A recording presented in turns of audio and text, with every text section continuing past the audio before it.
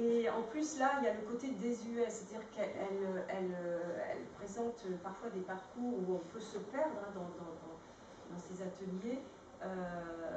Et il y a quelque chose de désuet. Et il y a tout ce rapport aussi à un monde passé et qui est très intéressant. Je vous lis juste quelques lignes. C'est l'intérieur de la nuit. Paula a sorti son portable pour éclairer ses pas, a songé que les vigiles de la sécurité n'allaient pas tarder à commencer leur ronde, a braqué dans la pénombre des torches autrement plus puissantes que son téléphone, des lampes dont les faisceaux à longue portée touchent aussi les angles morts du décor. C'est maintenant l'artère d'un quartier populeux de Rome, une rue malfamée que bordent des maisons basses, des échoppes d'artisans, des ateliers.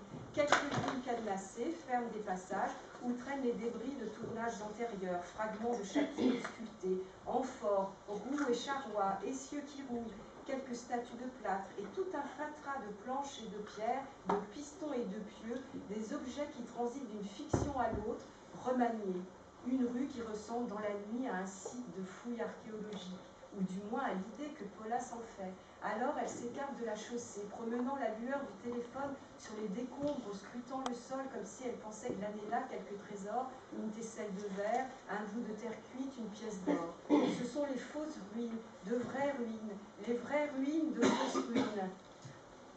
Paula avance comme prise dans la porte d'un tambour d'un palace, et dans ce tournoiement, un cercle d'images dont elle est l'axe de rotation déroule sa bobine, un ruban continu, mixage de portes et d'échafaudages, de gravats de villes et de charpies de chambres, de grues, de cheminées géantes, de falaises mortelles et de rivages cernés de cadavres, de campagnes cabossées, un paysage volcanique et calciné où rien ne peut plus se redresser. J'arrête là. Vous avez vu ces phrases, c'est extraordinaire, et on est emballé comme ça, on arrive au bout du livre, tiens, c'est déjà fini.